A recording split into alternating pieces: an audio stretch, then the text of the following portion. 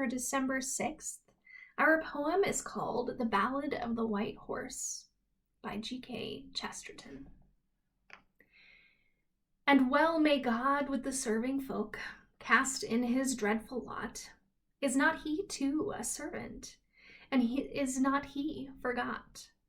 For was not God my gardener, and silent like a slave, that opened oaks on the uplands, or thicket in graveyard gave? And was not God my armorer, all patient and unpaid, that sealed my skull as a helmet, and ribs for hauberk made? Did not a great grey servant of all my sires and me build this pavilion of the pines, and herd the fowls, and filled the vines, and labor, and pass, and leave no signs, save mercy and mystery?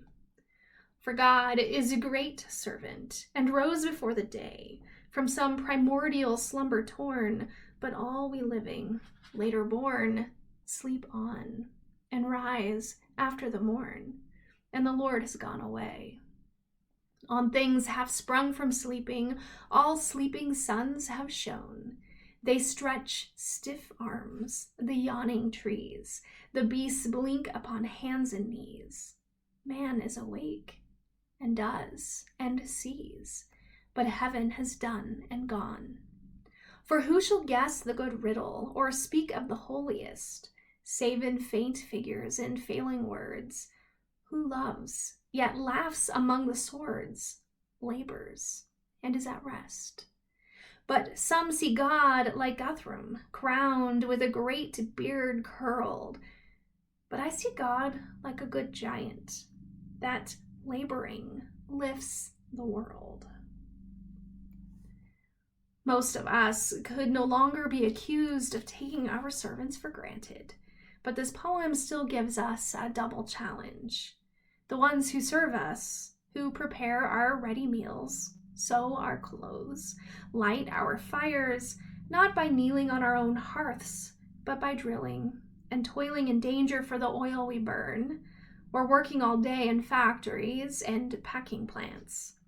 These people are even more ignored and unthanked than the domestic servants of Edwardian Britain, for we have outsourced their labor, that we might keep them at a convenient distance, and so not be confronted by their humanity.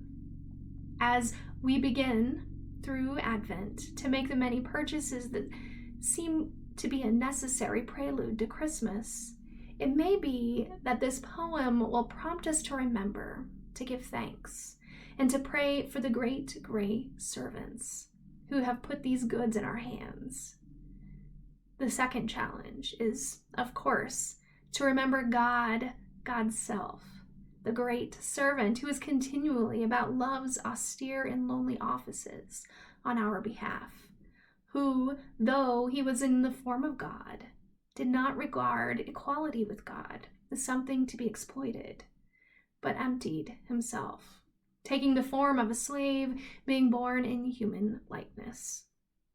And being found in human form, he humbled himself and became obedient to the point of death, even death on a cross.